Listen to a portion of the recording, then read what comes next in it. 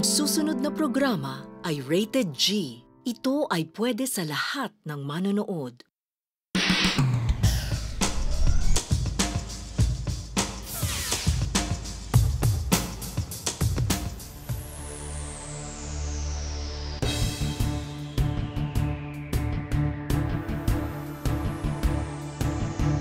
Ahora, aquí está nuestro regalo para usted. Esto tiene mucho valor en nuestro país. Ano kaya yun? Ano kaya?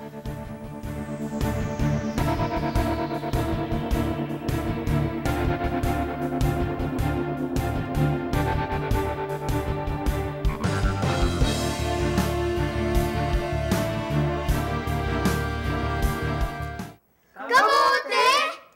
¿Por qué no? Why not ampalaya?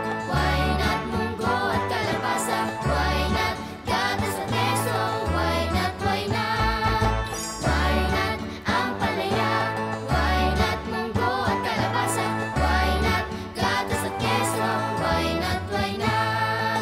Why not, why not? Why not, why not? Why not, why not? Why not? Why not? Why not? Why not?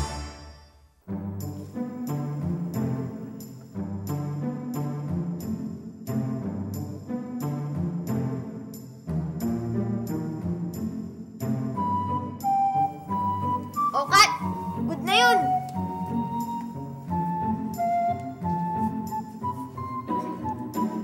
Sa lahat naman ng dala ng Espanyol sa Pilipinas, kamuti pa ang pag-aaralan natin. Bakit kaya? Kamuti lang yun eh. Aba, isa na mahalaga na pagkain na kamote. Marami ito na idudulot na kabutihan sa ating nakatawan. Ha? Gusto nyo na malaman kung ano-ano mga ito? Aba, opo. Saan po ba nakikita ang puno ng kamote? Hindi puno ang kamote. Hindi po puno. Ang kamote ay isa na halaman na ugat o root crop. Gumagapang ito sa ibabaw ng lupa at parehong pwedeng kainin ang ugat at dahon nito. Ah, di po pala bunga. Ugat po pala. Tama. At ang maganda sa kamote ay hindi ito madali na mamatay. Tumutubo ito sa anumang panahon sa buong taon mo ito itanim. At pwede mo pa siya itanim sa iyong napakuran. Galing nga. Pwede rin po pala magtanim sa bakuran namin. Mabilis po kung tumubo ang kamote. Oo, pero may teknik din na ginagawa ang mga magsasaka para mas mabilis na tumubo at magkabunga ang kamote. Ano pong teknik? Ang karaniwang itinatanim sa kamote ay ang tangkay na nakukuha mula sa halamang 2 o 3 buwan na ang tubo. Pero pagkaputol ng tangkay ay hindi nila agad itinatanim ito. Didiligan muna ito at tatakpan ng plastik sa loob ng 2 araw. Bakit po? Kasi sa loob ng 2 araw ay tutubuan na ito ng maliliit na ugat. Kapag ito ang tinanim, mas mabilis tutubo ang kamote. Ayos yung kinakain po natin, yung ugat, pwede rin po bang itanim? Oo, pwede rin yun. Pero hihintayin mo munang magkaugat bago mo itanim. At pagkaraan ng 3.5 hanggang 4 na buwan, pwede nang anihin ang tinanim na kamote. O diba? Ang galing, no? Ano po ba ang mga sustansya na nakukuha sa kamote? Ang ugat ng kamote ay mayaman sa carbohydrates na nagbibigay ng enerhiya sa ating katawan. Maganda rin itong mapagkukunan ng iron o yero na nakakapagpapula ng dugo, vitamina A na pampalinaw ng mata, at vitamina C panlaban sa sakit. Di ang kamote po pala ay kabilang sa parehong Go at Glow Food? Tama! At bakit mo naman nasabi yon? Go Food dahil meron itong carbohydrates na nagbibigay ng energy. At Glow Food dahil sagana ito sa vitamins, minerals at dietary fiber na nagpapasigla ng ating katawan. Anong bahagi kaya ng kamote makukuha ang carbohydrates? At saan ang vitamins at minerals? Ang ugat po ng kamote ay mapagkukunan ng carbohydrates at yung talbos naman ng kamote ay mayaman sa vitamina A at C at iron. Aba, pwede na pala kayong maging nutritionist.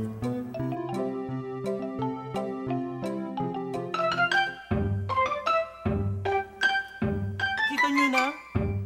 Go food na, glow food pa! Kaya huwag nyo na mamaliitin ang kamote.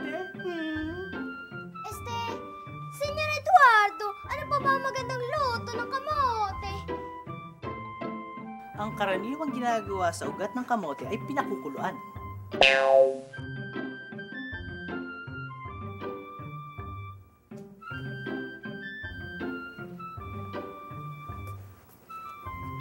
Simpleng-simpleng gawin. Pero, kailangan nating linising mabuti ang kamote bago natin ilagay sa tubig na pakukuluin. Diretso na pong papakuluan? Di na po babalatan? Mas maganda na hindi babalatan ng kamote habang nilalaga. Mas maiiwasang matanggal ang mga sustansyang taglay nito. Di madumi pa po pag may balat. Kapag hindi ito huhugasang mabuti, marumi kasi galing ito sa ilalim ng lupa. Kaya dapat itong hugasan ng mabuti bago siya iluto. Pag nahugasan na, malinis na.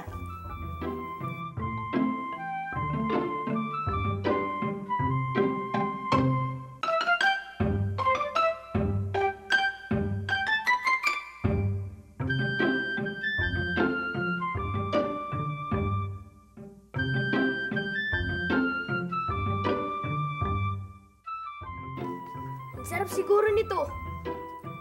Oops, sandali lang. Ang kamote ay hindi binabalatan bago lutuin. Pero ang karamihan, binabalatan ito bago kainin. Ang iba naman, gusto nila kainin pati balat. Pwede rin po naman, basta malinis na. Di po ba? Oo, Masarap naman eh.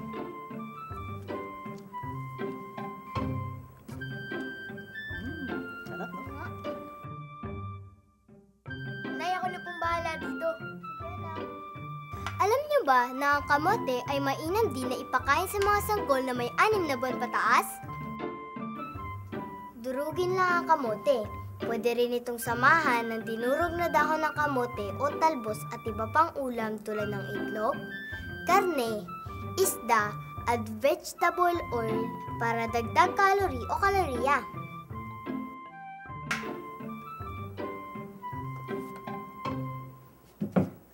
Yan.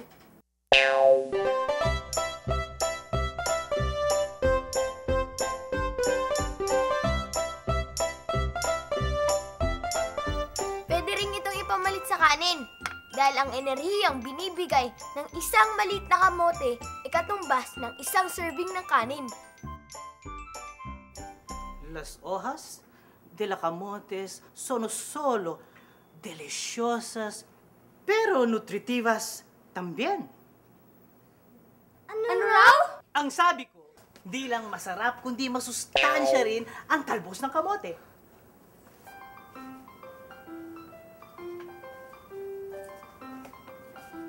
At simple lang lutuin ito. Paano po? Maaari itong gawing ginisa, ensalada, o ihalo sa ulam tulad ng sinigang at nilaga. Pero ang pinakasimpleng luto nito ay ang pinakuluang talbos ng kamote. Pipintasin lang ang talbos ng kamote at ilalaga ito. Pagkatapos, pwede mong lagyan ng patis at kamatis o kaya bagoong. Sabi nga ng nutrition expert natin, Ang ugat ng kamote ay mayaman sa carbohydrates na nagbibigay ng enerhiya sa ating katawan. Maganda rin itong mapagkukunan ng iron o yero na nakakapagpapula ng dugo, vitamina A na pampalinaw ng mata, at vitamina C panlaban sa sakit. pwede rin itong igisa sa bawang at sibuyas.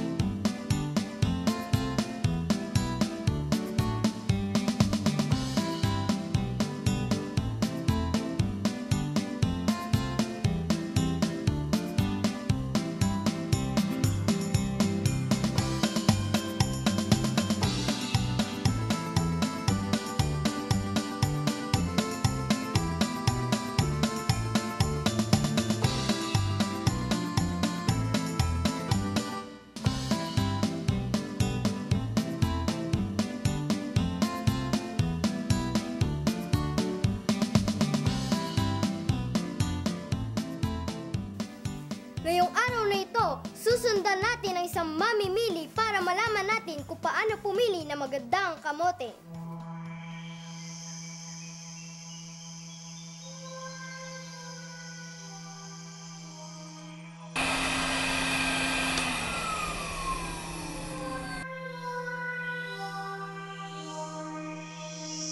Dapat pala ang kamote ay matigas o walang malalambot na bahagi at walang bitak. Dapat ay hindi ito nagbabatik-batik dahil pag ganoon ay bulok na at may kakaibang amoy.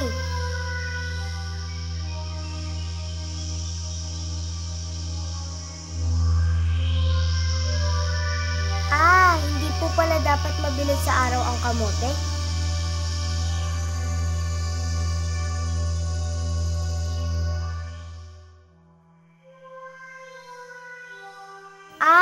Di rin po pala kailangang hayaan sa loob ng plastic.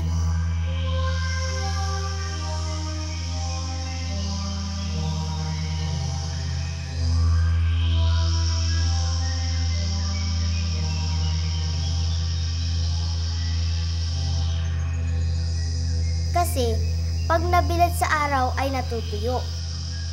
At kapag hinayaan sa plastic ay nabubulok.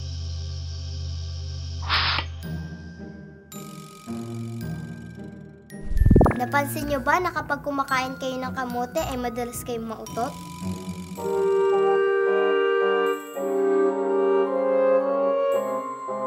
Kaya nakakautot ang kamote ay dahil sa raffinose, isang klase ng asukal na matatagpuan sa kamote. Hindi ito natutunaw sa ating tiyan at maliliit na bituka. Tinutunaw ito ng mga bakterya sa ating malalaking bituka na lumilikha ng hangin, gaya ng hydrogen at carbon dioxide na lumalabas sa ating mga puwit.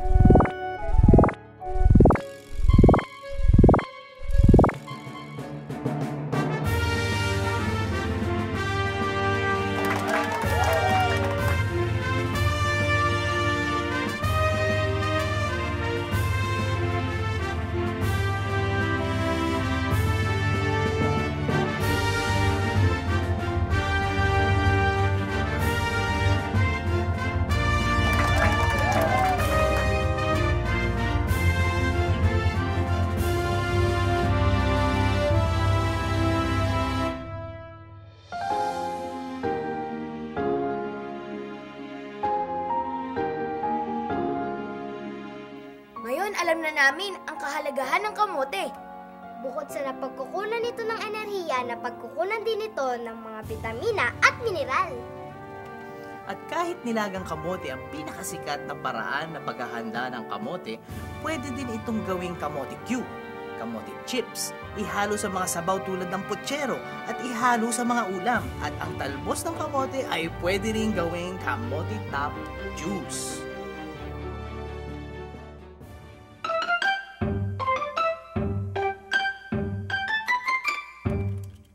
Hindi natin nakalain na mahalagang pagkain pala ang kamote, no? Di na masarap, masustansya na at abot kaya pa! Kaya magkamote na tayo! Tandaan, kumain ng sari-sari masustansyang pagkain araw-araw. Ito ang daan patungo sa kalusugan! Cut! Good take!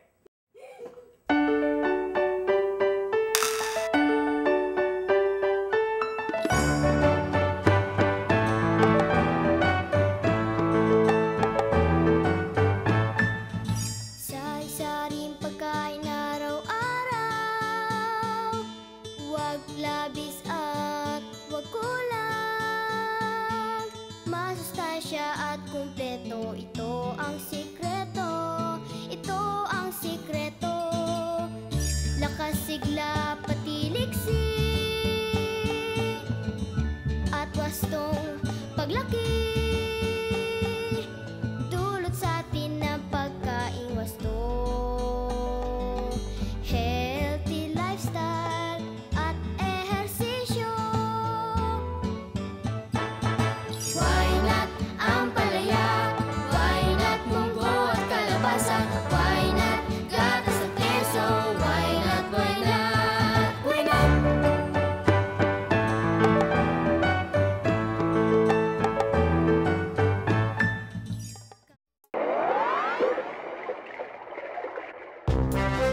Iwas sa sakit at gastos. 5 servings lang ng prutas at gulay araw-araw, may panlaban ka na. Sa sari-sari at makulay na prutas at gulay, ligtas ka na sa panganib ng buhay. Wastong nutrisyon, alamin, gawin at palaganapin.